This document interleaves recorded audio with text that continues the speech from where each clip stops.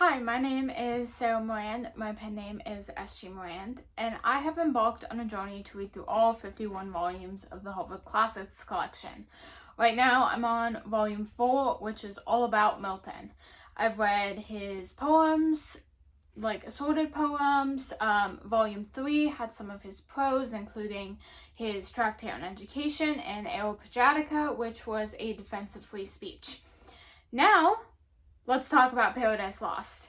This is the moment I've been waiting for throughout my reading Milton in the Harvard Classics collection, because Paradise Lost has been on my to-read list for a very long time now and has been at the top of that list for the last year or so.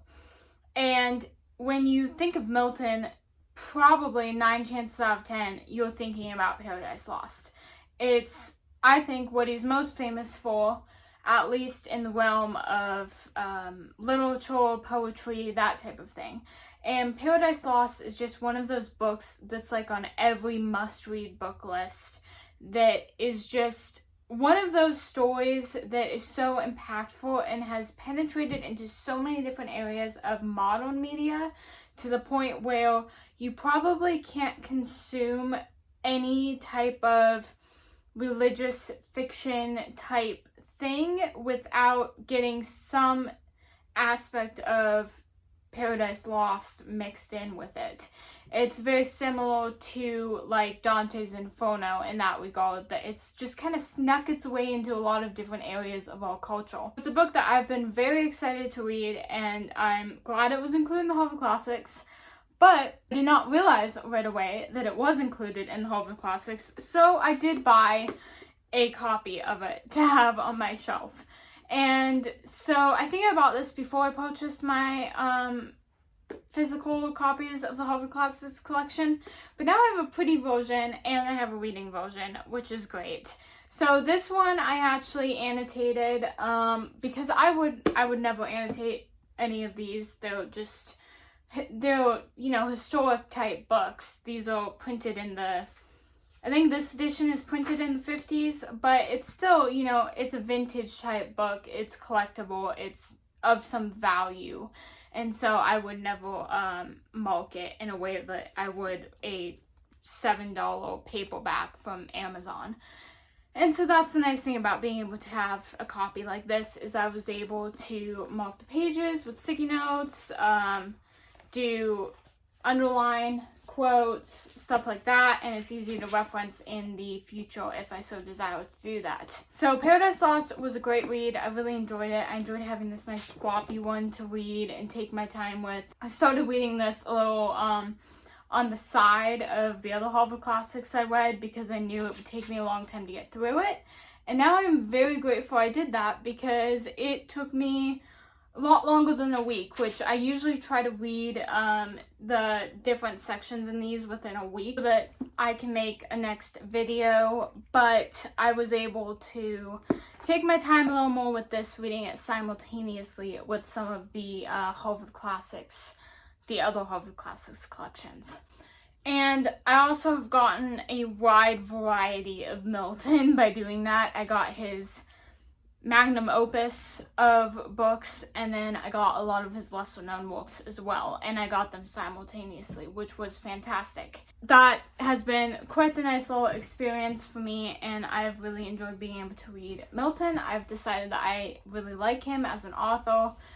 I had some issues with Paradise Lost. It is very difficult to read, and it's largely because he took so much care in selecting each and every word that he used. Every word has a secondary meaning to it. It's very complex, very well thought out, and it's a magnificent writing. Because it's so well thought out, it does make for a difficult read at times. It's not a light, easy read that you can just breeze through. It takes some good attention focused on it, and since I do a lot of my reading at night before bed, that kind of was a little difficult to do sometimes, and you end up having to reread the same section several times a lot of the time to fully understand what is taking place and what Milton is trying to convey to the reader. So it's definitely a very good book, but also challenging to read. And although it's been on my want to read list for a long time, I'm kind of glad that I did not get to it until now, because I feel like it's one of those books that I probably would have abandoned if I had tried reading it earlier, and it would have added to my feeling that I wasn't smart enough to read classical literature, and my feeling that classical literature was boring because I can't understand it. And this is definitely not a boring book. It's very interesting and it's very impactful, but it's very difficult to read. And if you're new to classics, I probably would not recommend it as a starting place for you. So, all that being said, let me talk a little bit about Milton. Milton was born in London in 1608. He was an English poet, man of letters, and a civil servant for the Commonwealth of England. He was educated under Protestant influence and attended Christ Church, Cambridge. He intended to become a minister, but because of certain things that were going on in the church at that time, he decided against taking that path. He changed to a poetical career instead and conducted 6 years of self-directed private study to kind of get a taste of what he wanted to write about and improve his writing and things like that. He's best known for his epic poem, Paradise Lost, and he composed Paradise Lost while he was blind and impoverished during the years of 1658 to 1664. So Milton was a hard worker, and eventually his already poor eyesight continued to diminish because of his perseverance and his hard work, and he ended up losing his eyesight completely. And it wasn't until he had completely lost his eyesight that he wrote Paradise Lost, which is just amazing. And finally, Milton died of kidney failure in 1674, which he was 65 years old. His poetry and prose reflect deep personal convictions, passion for freedom and self-determination, and urgent issues, including political turbulence. There was a lot of political turbulence going on in Milton's time. If you read any of his prose, that's obvious. The introductions to Milton in the Harvard Classics volumes talk a little bit more about that, which is very interesting. I really enjoyed having the introductions of these authors as I'm reading through. I find them very helpful, and especially in the case of people like Milton and like Francis Bacon in Volume 3 as well. The introductions to them have been very interesting, and it's interesting reading this volume of Paradise Lost to see the differences between the introduction of Milton in this versus his introductions in the Harvard Classics. And what I just read in my little notebook here are notes largely taken from this volume's introduction of Milton, and a little bit more that I gathered from the Harvard Classics introduction. I went into these books of Milton not knowing anything about Milton, and so I had no idea that he had wrote Paradise Lost while blind, and I think that's an incredible thing. So, all of that being said, let's get into some quotes. I have obviously stuff bookmarked here, and I have a color-coded scheme that I used for Paradise Lost. And I love to do this when I'm annotating classics.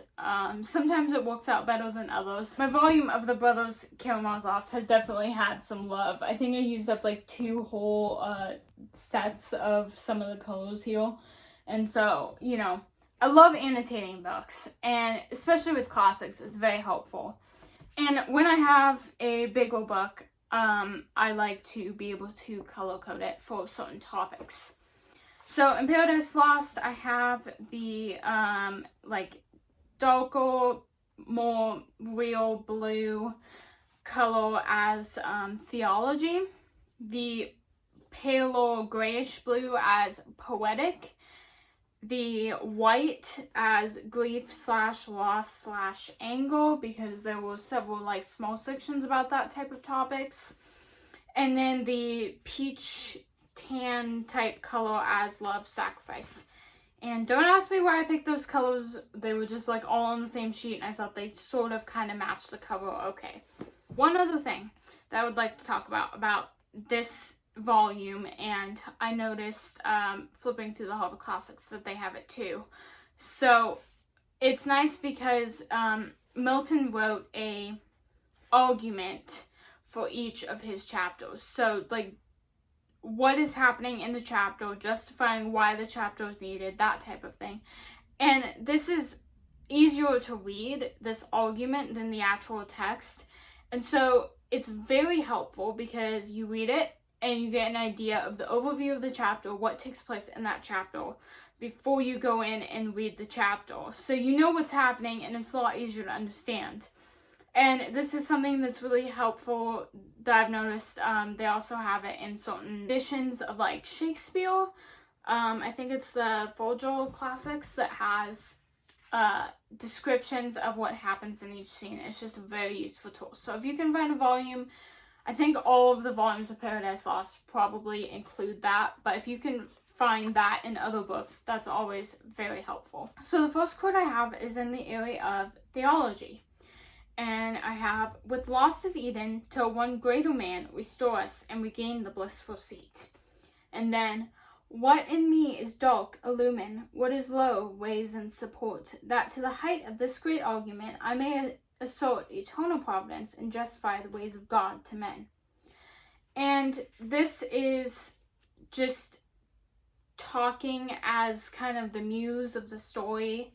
It's kind of a chorus type thing happening here where it's like the writer talking directly to the reader and saying like, I'm about to tell you this story, so listen closely, that type of thing. And then I have a lot in the topic of like love and sacrifice, usually talking about Jesus' sacrifice for mankind. And in that case, I have this quote: that with reiterated crimes he might heap on himself damnation, while he sought evil to others, and enraged might see how all his malice served but to bring forth infinite goodness, grace, and mercy shown on man. So this quote is saying that Satan, with his crimes, ended up just heaping the damnation onto himself, and that all of his malice only served to bring forth God's mercy on mankind through the blood of Jesus. This quote is in the poetic section, and I found it to be, it sounded familiar. I'm thinking other people have adopted this quote to use in their works in certain ways, or Milton got it from like Shakespeare or something like that, maybe a little bit of both. The quote is, the mind is its own place, and in itself can make a heaven of hell, a hell of heaven. This I think was really interesting because it's just so true. It's like you can be unhappy in the best place, or you can be happy in the most dire of circumstances, depending on the mindset that you have. And I think that that is definitely an important thing to remember. And so then in the area of theology, I have this quote: upheld by me, yet once more he shall stand on even ground against his mortal foe. By me upheld, that he may know how frail his fallen condition is, and to me owe all his deliverance, and to none but me. This is the Son of God talking in this quote, and he's talking about how because of the fall and stuff like that, he's going to give up his life. Because of that, man will be dependent on him and will recognize the fact that they are so fallen and so helpless without his sacrifice. And then as this is all going on, this, the angels, and there's like this meeting happening in heaven, and God and the angels are there, and Jesus is stepping forward as the redeeming sacrifice for the behalf of mankind. And after he says this quote that I just read, the book says, and silence was in heaven on man's behalf, patron or intercessor, none appeared. And now, without redemption, all mankind must have been lost, adjudged to death and hell by doom severe, had not the Son of God, in whom the fullness dwells of love divine, his dearest mediation thus renewed. Then later on in that same section of the book, this is another quote. Behold me then, me for him, life for life I offer, on me let thine anger fall. But I shall rise victorious and subdue my vanquisher spoiled of his vaunted spoil.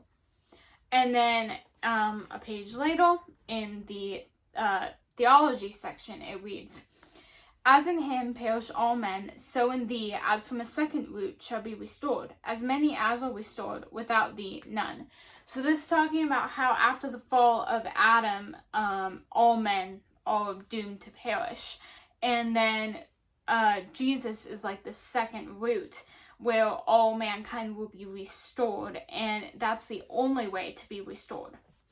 And then it reads, So man, as is most just, shall satisfy for man, be judged and die, and dying rise, and rising with him raise his brethren, ransomed with his own life. So heavenly love shall outdo hellish hate. And so this obviously is talking about Jesus taking on the form of man and sacrificing himself for mankind. And then heavenly love will outdo hellish hate. I love that line. The theology section here reads, Attend that thou art happy, O to God, that thou continuest such, O to thyself, that is to thy obedience therein stand. This was that caution given thee, be advised. God made thee perfect, not immutable, and good he made thee, but to persevere he left it in thy power. So this is talking again that, mankind was made in a certain form to serve God. But in order to persevere through life, in order to continue on, it's kind of up to us. God made us. God provided the ability for us to be happy, to have happiness. He also gave us the choice whether we want to continue in that happiness or not. And he made mankind in his image, but he also made them able to choose to sin. He gave them free will to make that decision. And so this quote here is really talking about that free will that mankind is given. And then I have another quote here in the poetic section. Well done, well hast thou fought the battle fight, whose single hast maintained against revolted multitudes the cause of truth, in word mightier than they in arms, and for the testimony of truth hast borne universal reproach, far worse to bear than violence, for this was all thy care to stand approved in sight of God, the words judged thee perverse. In the theology section, once again, we have this quote. 2 days are therefore past, the third is thine. For thee I have ordained it, and thus far have suffered, that the glory may be thine of ending this great war, since none but thou can end it. Into thee such a virtue and grace immense I have transfused, that all may know in heaven and hell thy power above compel. So this is God talking to Jesus about the him being in the tomb for 2 days, and then on the third day having victory over sin and death. And then in the love and sacrifice section, I have this quote. Thou in thyself art perfect, and in thee is no deficience found. Not so is man, but in degree the cause of his desire by conversation with his like to help or solace his defects. Another quote in that section is, Be strong, live happy, and love. But first of all, him to love is to obey, and keep his great command. Take heed lest passion sway thy judgment to do aught which else free will would not admit. So this is talking to him, I believe. It's warning him that he should be strong and happy and full of love, but that he should obey and remember the first command. And don't let his happiness and his passion lead him astray. And then in the grief, loss, anger section, I have this quote. What hinders then to reach and feed at once both body and mind? So saying, her rash hand in evil hour, forth reaching to the fruit she plucked, she eat. Earth felt the wound, and nature from her seat, sighing through all her works, gave signs of woe that all was lost. And that, of course, is talking about Eve picking the fruit. And it's just a very sad section. And what was really interesting to me in this book is it really opened my eyes to a section of scripture that I kind of overlooked, and that's the actual act of Eve picking the fruit and what led up to it and things like that. And I mean, this is fiction. This is a one man's interpretation of what might have happened in that event, but it also made me kind of start to think a little bit more about that section of scripture. And one thing that's really interesting is one section of the fall in scripture that has always kind of bothered me is the fact that Eve listened to a talking snake and she didn't really question it. She was just like, oh, there's a talking snake, I'll just do what he says. And this book really kind of covered that in a way that I had never considered before, but that would actually make sense if that was what happened. And that is that the snake comes up to Eve and he starts talking to her, and she's like, how are you talking? You're a snake. Why are you talking? And the snake says that he ate the fruit from the tree of the knowledge of good and evil, and that caused him to ascend to the next level, which is like mankind, and gave him the ability to speak. So then he uses that strategy to convince Eve that if she eats of the fruit, she'll ascend to the next level, which he tells her is becoming a god, and that presumption that the next level on mankind is to be gods is already a false presumption, and the correct presumption would be that no one can be like God. Nobody can be a god except for God. And so she makes this false presumption immediately, but the snake, using the logic that he ate the fruit and he's fine and he actually advanced in power and skill, etc., is a really interesting idea that I never would have thought of if I had not read this book, but it really makes a lot of sense to me in hindsight. And so that was really interesting about Paradise Lost that I enjoyed learning a little bit more about. Another section in the grief and lost category, another quote in there is, but fallen he is, and now what rest but that the mortal sentence passed on his transgression, death denounced that day, which he presumes already vain and void, because not yet inflicted as he feared by some immediate stroke, but soon shall find forbearance no acquittance, ere day end. Justice shall not return as bounty scorned. But whom send I to judge them? Whom but thee, vicegerent son? To thee I have transferred all judgment, whether in heaven or earth or hell. And so this is talking about after the fall, Adam and Eve are warned beforehand, don't eat of this fruit, for surely in the day that you eat of this fruit, you will die. And when they eat of the fruit, they don't immediately die. And so Milton is writing here that they are starting to think that judgment is void and that God was lying to them about this judgment that would take place. And God is talking to Jesus, God is talking to the angels and Jesus and all of the heavens here and saying, who am I going to send down to instate this judgment on them? And the justice that needs to be served. And he says the only person who can do that, the only being who can do that is Jesus. Then I have this quote. This is Adam speaking. This woman whom thou madest to be my help, and gavest me as thy perfect gift, so good, so fit, so acceptable, so divine, that from her hand I could suspect no ill, and what she did, whatever in itself her doing seemed to justify the deed, she gave me of the tree, and I did eat. Was she thy... And then God responds, was she thy God, that her thou didst obey before his voice? Or was she made thy guide, superior or but equal, that to her thou didst resign thy manhood, and the place wherein God set thee above her, made of thee, and for thee, whose perfection far excelled hers in all real dignity? And so there are two things I want to break down within these two quotes here. First of all, is that Adam trusted Eve. She was made as his helper. She was sent to the garden. She came from him in a way. And he trusted her. And in the past, she had been trustworthy. And because of that, he was able to be led astray.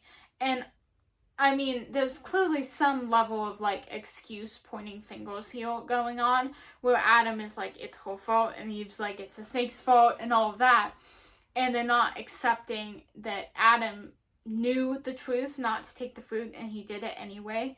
And he's saying that that is largely Eve's fault. And Eve is like, she knew the truth, she knew not to eat the fruit, but she listened to the snake. And so while Eve was deceived, which is still a very weighty sin, Adam willingly did something that he knew was a sin. And so both of them are sinning in their own unique way. But what's really interesting to me here is this idea that Adam, he would have thought Eve was trustworthy. He would have not had any reason to suspect that she would deceive him. And she did. And so that's, there's a verse in the Bible. I believe it's Psalm 118:8. This says, better to trust in the Lord than to trust in man. And that is so, so, so, so, so true. And those that we think we can trust, we have to be very careful with, and we should always trust God above all others. And then there's the second part of this quote, which is when God is speaking. And God is saying here that he established this authority structure where God is at the top, and then there's supposed to be Adam, and then Eve is supposed to be under Adam. And he's saying that Adam pretty much put Eve above everybody else. He made it so that he was listening to her as opposed to listening to what God had told him to do. So that's one thing. And then he was supposed to be the man, the leader, the guide. And he was supposed to be kind of the one making sure that they were following the path God had set out for them. But he abandoned that role and put it on Eve. And it was not supposed to be her role. She was supposed to be the helper. She was supposed to be an assistant. She was supposed to do the things that she was set out to do. But Adam twisted their roles, and the devil, this is what he tries to do, is he tries to twist who we are in God and make it so that we don't trust each other, and we don't trust God, and we're not following God's commandments. So that quote, there's like a whole lot going on there after the fall.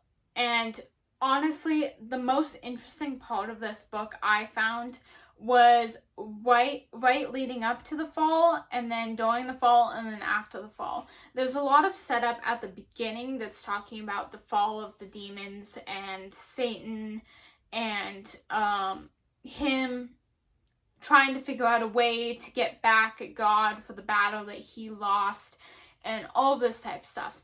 And there's a lot of like description and exposition and things like that. But once you get about a third into the book or so, that's when it really starts getting interesting. So if it's slow to begin with, just stick with it. It will get a lot more interesting. And then this quote in the section of grief.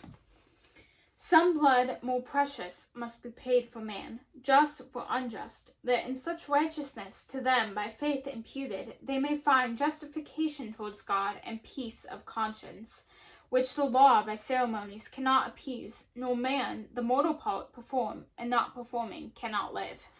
And so this is talking about how just blood, innocent blood, must be paid for the sins of man. And without Jesus, there's no way that mankind can perform to the level of perfection that's required for eternity. And it's only through the blood of Christ that we are able to reach eternity. And it's only through him that we're able to persevere through this life in a way that glorifies God. And then in the quote, love and sacrifice, I have, the law of God exact he shall fulfill, both by obedience and by love, though love alone fulfill the law. Thy punishment he shall endure, by coming in the flesh to reproach for life and cursed death, proclaiming life to all who shall believe in his redemption, and that his obedience imputed becomes theirs by faith. his merits to save them, not their own, though legal works. So this is talking about how Jesus saves us, and our works can never measure up. And Jesus comes and he fulfills God's law, fulfills everything by not only works and obedience, but also by love. And that's just such an important thing. And now Christians are called to live in love more even than obedience of the law. We're supposed to live in love, and that is obedience to God more than following the Old Testament laws. The very last quote I have in this book comes at the very end, the last section here, and it's talking about Adam and Eve leaving Eden, leaving the garden, and it reads, "Some natural tears they dropped, but wiped them soon. The world was all before them, where to choose their place of rest, and Providence their guide. They, hand in hand, with wandering steps and slow, through Eden took their solitary way." And so it's kind of a bittersweet ending, but there's the promise of more to come, and that will be continued in Paradise Regained, which is what I will be talking about next week, and that's in the Harvard Classics Volume 4 as well. And I'm really excited to talk about that because it's a very interesting book. I've already read it. I enjoyed it a lot. Paradise Lost was a roller coaster of a read. It was difficult, it was interesting, it was poignant, it was really a great read. I highly recommend it to people just maybe not as your first classical literature dive, maybe a little further into your classical literature journey. And really a great Christian classic in general, but very important for Christians to read, I feel like. And a very good, very creative way of looking at the fall of mankind. And so the story just starts with the fall of Satan and his forces and ends with Adam and Eve leaving Eden. And it covers so much in between. It's a great read. I highly recommend it. If you like videos like this one, and subscribe to get more content, more of the Harvard Classics collection coming soon. And I also have some other classics and miscellaneous books that I've been reading that I will be talking about before too long. So stay tuned for that. And leave a comment down below if you've read Paradise Lost. Talk about what you think of creative views of biblical events. Things like not necessarily just that, but like Pilgrim's Progress, Dante's Inferno, Paradise Lost. Those type of books I find really interesting, but I also find that they can be dangerous if you don't read the source material, the Bible, first, because sometimes they can infiltrate your thinking of a certain event and you start to think that is factual when the Bible may say something different about that certain thing. And so I find that it's very important to read the Bible first and then read these type of things, but try to keep a level of separation between the two. So thank you for watching this video, and I will see you in the next one.